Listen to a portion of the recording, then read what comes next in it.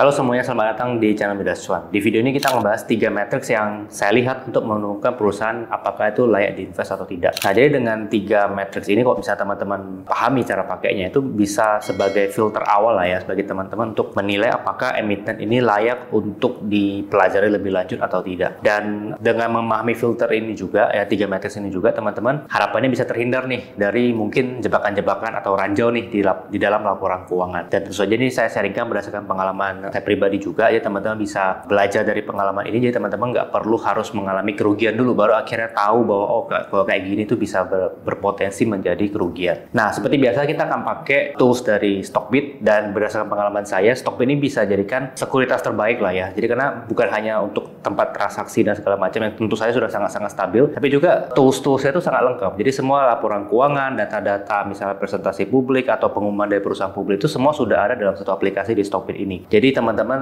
saya bisa rekomendasikan lah teman-teman untuk pakai Stockbit. Kalau misalnya belum pakai, bisa cek link di bawah. Nah, matriks pertama yang kita lihat itu adalah kita bandingkan antara laba bersih dengan arus kas operasi. Nah, laba bersih itu adalah yang dicatat di laporan keuangan itu sebagai laba yang dihasilkan oleh perusahaan. Kemudian cash flow dari operasional itu adalah uang cash yang masuk ya. Jadi sudah bayar karyawan, sudah bayar pajak segala macam, itu merupakan arus kas operasional. Nah, biasanya kalau misalnya arus kas operasinya itu sejalan dengan laba bersih yang di-state oleh manajemen di laporan keuangan, biasanya itu tandanya bahwa oh labanya ini beneran nih dalam bentuk cash. Tapi kalau misalnya dalam beberapa case perusahaan memberikan laba katakanlah 100 miliar, tapi setiap tahun kita cek arus kas operasional itu selalu negatif. Artinya apa? Artinya labanya itu tidak real ya, tidak dalam bentuk cash, melainkan misalnya dalam bentuk piutang gitu ya. Jadi piutang ini belum tentu tertagih. Jadi kita cek lagi apakah piutangnya terus build up ya, makin gede. Karena kalau misalnya iya, ya berarti itu menjadi potensi masalah. Nah, jadi kita tinggal bandingkan nih antara laba bersih yang dihasilkan perusahaan dengan arus kas dari operasional. Nah, ya teman-teman, saya akan kasih beberapa contoh di mana arus kas operasional itu tidak sejalan dengan laba bersihnya, dan juga contoh di mana laba bersih dan arus kas operasi itu sejalan dengan mereka itu saling sejalan gitu ya. Nah, pertama kita bisa lihat dari chart ini ya. Jadi di saham yang pertama kita bisa lihat di sebelah kiri ini, kita bisa lihat adalah laba bersih yang dihasilkan oleh perusahaan. Jadi setiap tahun itu cenderung besar dan terus meningkat gitu ya. Sedangkan kalau misalnya kita lebih jeli, kita melihat yang chart yang di sebelah kanan, itu kita perhatikan arus kas dari operasionalnya itu, meskipun perusahaan bilang bahwa mereka menghasilkan laba, tapi arus kas dari aktivitas operasinya itu cenderung negatif. Nah, ini kita bertanya-tanya, ini duitnya lari kemana? Biasanya entah ke piutang atau mungkin ke persediaan. Nah, kita lihat contoh berikutnya di mana laba dan cash flow tetap masih tidak sejalan ya. Kita bisa perhatikan sebenarnya polanya sama, di mana perusahaan mengatakan bahwa mereka menghasilkan laba, tapi kalau misalnya kita cek di arus kas operasionalnya ya, seperti dari tools di Stockbit ini teman-teman bisa lihat, itu tidak sejalan. Nah, ini tanda bahwa manajemen bahwa kinerja perusahaan itu labanya tidak beneran real. Nah, kemudian kita cek perusahaan lain ya, di mana laba dan cash flow-nya itu sejalan. Misalnya dalam saham ini kita bisa lihat kiri dan kanan ya. Laba di sebelah kiri, cash flow di sebelah kanan. Kita bisa perhatikan bahwa laba dan cash flow-nya itu meskipun tidak secara persis ya, tapi kita bisa lihat bahwa ini angkanya lebih kurang sejalan ya, lebih kurang sama. Begitu juga di saham berikutnya kita bisa perhatikan ya, ketika labanya terus meningkat ya, kita bisa perhatikan cash flow-nya juga terus meningkat ya. Ketika labanya turun ya, cash flow-nya juga mengalami penurunan. Secara overall kita bisa perhatikan bahwa kedua perusahaan yang terakhir yang saya sebutkan tadi itu laba dan cash flow-nya itu sejalan. Jadi dari sini kita bisa tahu bahwa kemungkinan besar laba yang dihasilkan itu real ya dalam bentuk cash. Nah, namun ada sedikit pengecualian juga ya teman-teman bagi perusahaan-perusahaan seperti misalnya banking sama leasing ya, yang memberikan pinjaman. Kalau misalnya kita perhatikan arus kas dari operasinya negatif, itu belum tentu jelek ya bagi perusahaan banking. Bisa jadi, dan sering sekali saya temui juga, arus kas operasi dari perbankan atau leasing itu negatif karena mereka duitnya banyak dipakai untuk menyalurkan pinjaman baru ya. Jadi pinjamannya meningkat. Nah, dengan begitu kan itu menjadi core bisnisnya kan. Jadi kalau misalnya dia bisa menyalurkan pinjaman yang lebih besar ya, tentu itu bagus bagi perusahaan banking ataupun bagi perusahaan leasing. Jadi kalau misalnya dalam pengecualian untuk banking sama leasing, kalau misalnya arus kas operasinya ada negatif, itu seharusnya menjadi tanda yang bagus. Tinggal kita cek lagi apakah arus kas operasi negatif itu karena penyaluran kredit yang meningkat. Kalau misalnya iya, itu tentu tanda yang baik. Tapi kalau misalnya generally untuk perusahaan-perusahaan publik yang lain, kalau misalnya kita perhatikan bahwa arus kas operasinya negatif terus, tapi perusahaan bilang bahwa mereka menghasilkan laba, nah kita perlu bertanda tanya, jangan-jangan laba ini tidak beneran ada. Kita lanjut ke matriks berikutnya. Nah, matriks kedua yang kita lihat adalah berhubungan dengan hutang, especially hutang berbunga. Jadi kita akan bandingkan antara hutang berbunganya, interest bearing debt, dengan equity atau modal. Nah, kenapa tujuan tujuannya adalah supaya kita bisa menemukan perusahaan-perusahaan yang punya hutang rendah. Jadi kalau misalnya hutang berbunganya rendah dibandingkan dengan modalnya, tentu kemungkinan terjadi bangkrut atau pilot itu sangat kecil. Jadi resiko kita juga semakin kecil nih. Nah, jadi kita akan lihat debt to equity ratio. Dan kita bisa screening ya. Jadi kita bisa screening dari Stockbit juga. Teman-teman bisa cek misalnya dari aplikasi Stockbit ya, teman-teman bisa ke screener. Nah, ini teman-teman sebenarnya bisa pakai preset yang sudah ada atau teman-teman mau bikin sendiri. Nah, ini saya sudah ada bikinkan.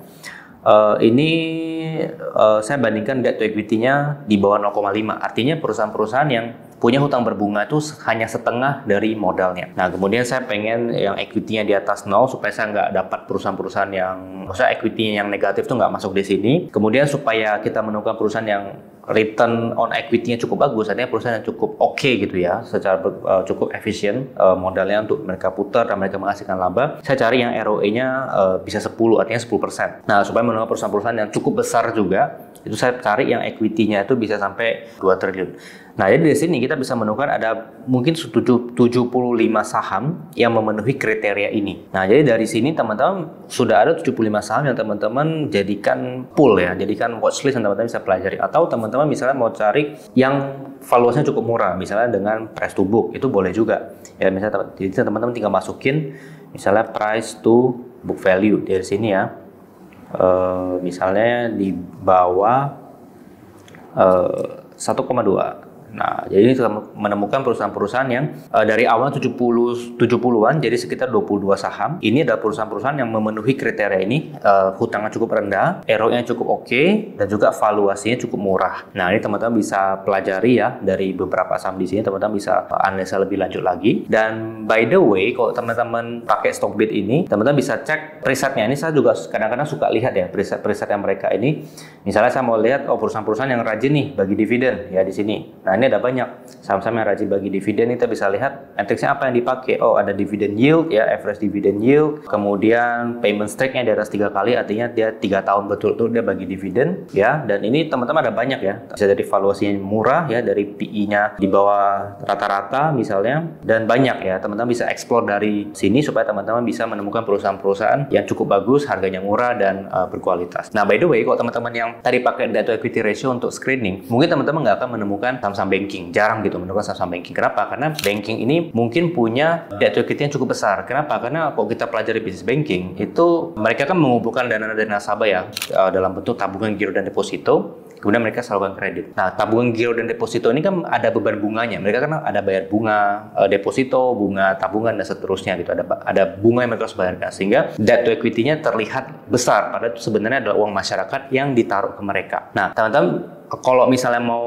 lihat banking ya, mungkin saya akan melihat perbandingan antara ROE sama price to book-nya. Nah, bagaimana caranya? Caranya itu adalah misalnya dari sini ya, saya sudah ada save juga. Ini adalah kalau kita lihat edit di sini ya, saya akan stock universe-nya saya pilih yang bank ya, saham bank. Artinya yang masuk dalam sektor bank. Ya, jadi bukan hanya di IHSG tapi di sektor bank saja.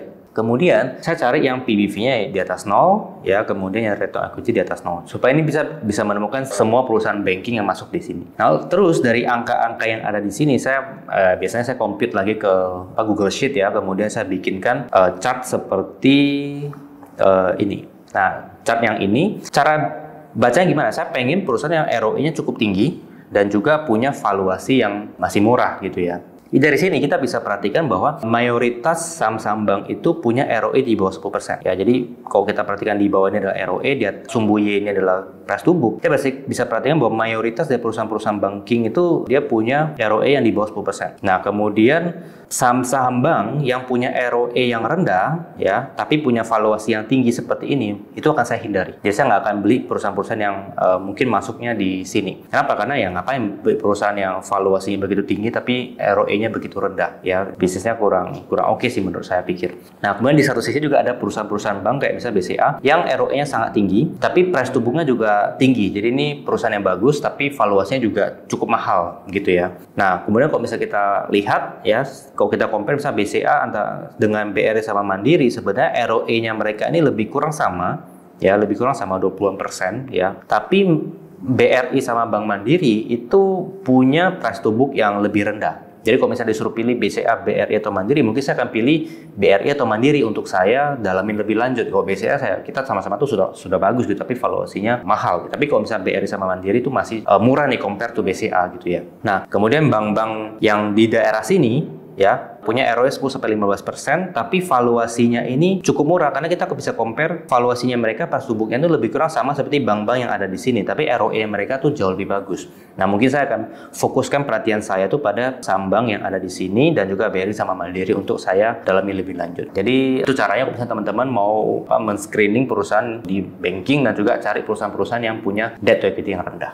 Nah, kalau tadi di matriks kedua kita bicara soal debt, saya mau tambahin ya, kalau misalnya hutang berbunga itu kadang-kadang belum tentu ada hutang berbunga itu artinya perusahaan itu jelek. Nah, bisa jadi dalam beberapa case perusahaan yang punya hutang berbunga yang cukup tinggi tapi dia punya cash flow yang sangat bagus ya, jadi dia mampu menutupi hutang berbunganya atau dia mampu membayar bunga dan hutangnya itu dengan cash flow-nya dia. Nah, kalau misalnya dalam case yang seperti itu ya saya masih bisa toleransi. Nah, cuma dalam beberapa case ya ada perusahaan yang dia mampu menghasilkan laba tapi labanya ini sebenarnya kalau misalnya dipotong dengan hutang berbunga ya jadinya jadi kecil banget gitu loh. Jadi dulu tuh di membershipnya Midas ya kita itu banyak yang request satu saham. Kemudian setelah kita cek proses bisnisnya, kita cek bagaimana manajemennya, kemudian kita cek inventorinya, kita cek hutangnya segala macam, ternyata ada beberapa masalah gitu ya. Nah, caranya gimana? Caranya adalah sebenarnya simple. Saya hanya membandingkan laba usahanya dengan beban keuangan yang dia bayar. Nah, untuk dia bisa bayar hutang berbunga atau kan setiap tahun dia harus bayar bunga nih. Ya, dia